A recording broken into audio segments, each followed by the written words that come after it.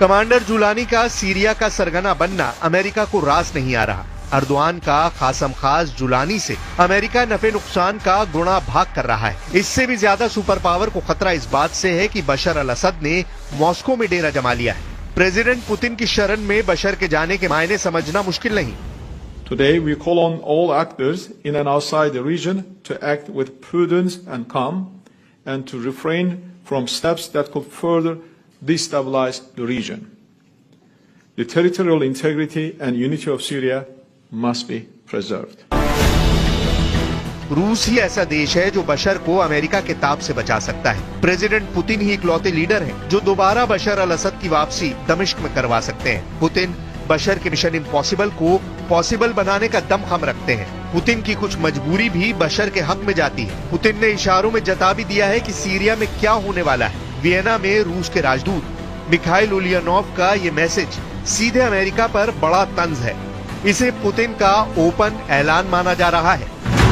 Mikhail ने Putin के इरादे जाहिर करते हुए लिखा है कि रूस कठिन परिस्थिति में अपने दोस्तों को धोखा नहीं देता। यही रूस और अमेरिका में अंतर है। मतलब ये कि रूस सीरिया में एक्टिव है, अमेरिका से ज्यादा गहरी पैठ रखता है। सीरिया में रूस और अमेरिका के सैनिकों के जमावड़े में बहुत बड़ा फर्क है। सीरिया में अमेरिका के करीब 900 सैनिक हैं। अमेरिका सीरिया में ज्यादातर बमबारी खाड़ी देशों में मौजूद सैन्य अड्डों से अंजाम देता है। दूसरी तरफ रूस ने सीरिया में नेवल और एयरबेस बना रखे हैं। वो भी 2017 को हुए समझौते के बाद 49 साल आगे के लिए। साल 2015 में बनाए गए खमेइमी में एयरबेस पर रूस के सुखोई Su-25 और सुखोई Su-34 टोही विमान IL-20M के साथ साथ T-90 टैंक, BTR-82 वाहन, तोपखाने, मिल Mi-24, Mi-28, का-52 गनशिप और मिल Mi-8 हेलीकॉप्टर की तैनाती है। फरवरी 2016 से टुपोलेव Tu-214R को भी यहाँ तैनात किया गया है। 2021 में पुतिन ने एयरबेस पर Tu-22M3 बैकफायर लंबी दूरी के बम वर्षक और Su-35 लड़ाकू विमानों को भी तैनात कर रखा है। वहीं टार्टस नौसैनिक अड्डे पर रूसी नेवी के ज्यादातर जंगी हथियार तैनात हैं, जिनसे पुतिन जब चाहे जिसे चाहे सीरिया से मार भगा सकते हैं। बशर अल असद अरब वर्ल्ड में रूस के सबसे जिगरी लीडर हैं। मॉस्को तक उनकी सुरक्षित विदाई भी पुतिन की वजह से ही मुमकिन हुई है। बशर के परिवार को खरोचाए बिना पुतिन ने जिंदा बचाकर अर्दवान के प्लान को तो फ्लॉप कर दिया है, लेकिन पुतिन का मिशन सीरिया अब भी अधूरा है। प्रेसिडेंट पुतिन को सीरिया में अमेरिका की मौजूदगी ही नागवार गुजरती है। पुतिन असद की वापसी का क्या प्लान बना रहे हैं? कैसे अमेरिका का सेकंड टाइम सीरिया में सरेंडर मुमकिन है? ये जानने से पहले बशर अल असद के उस स्लॉटर हाउस के भीतर चलिए जो सैदनाया जेल के नाम से कुख्यात है। कमांडर जुलानी के लड़ाके जिस जेल का गेट खोल रहे हैं, इसे सीरिया का नर्कलोक कहते हैं। इस जेल में सीक्रेट बंकर है, टॉर्चर सेल है, फांसी घर है।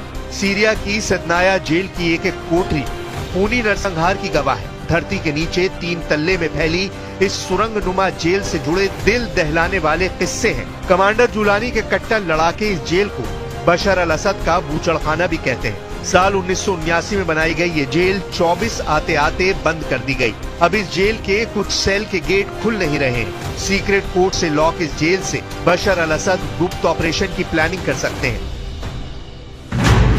एमनेस्टी की रिपोर्ट में बताया गया है कि सैदनाया जेल में 2 हिरासत केंद्र थे। एक लाल इमारत जिसमें विद्रोह शुरू होने के बाद नागरिकों को रखा गया, वहीं सफेद इमारत में कार्यालय है और विरोध करने वाले सैनिकों को रखा गया। एमनेस्टी की रिपोर्ट में अनुमान लगाया गया है कि सितंबर 2011 से दिसंबर 2015 के बीच सैदनाया जेल में 5000 से 13000 लोगों को फांसी दी गई। रिपोर्ट के मुताबिक जेल की लाल इमारत में हजारों कैदियों को चुपके से मौत के घाट उतार दिया गया है। फांसी से पहले कैदियों को कोठरियों से बाहर निकाला जाता था। इसके बाद उन्हें लाल इमारत के तहखाने में एक कोठरी में ले जाया जाता, जहां उन्हें 2 से 3 घंटे तक रखा जाता था। इस दौरान कैदियों को बुरी तरह पीटा जाता था। आधी रात को उनकी आंखों पर पट्टी बांधकर डिलीवरी ट्रकों से सफेद इमारत में ले जाकर फांसी दी जाती थी। एमनेस्टी रिपोर्ट बताती है कि ऐसा हफ्ते में 1 या 2 बार होता था। बंदियों की ग्रुप फांसी में हर बार 20 से 50 लोग होते थे। फांसी देने से कुछ मिनट पहले उन्हें मौत की सजा के बारे में बताया जाता था। उन्हें ये भी नहीं बताया जाता था कि फांसी कब होगी। गले में फंदा डाले जाने तक उन्हें ये तक नहीं पता होता था कि उनकी मौत किस तरह से होगी। फांसी दिए जाने के बाद एक ट्रक में भरकर उन्हें ले जाकर सामूहिक कब्रों में दफना दिया जाता था। बशर के जल्लादों के कारनामे कभी सामने नहीं आए। इसकी वजह जेल में हुआ कैदियों के साथ टॉर्चर है।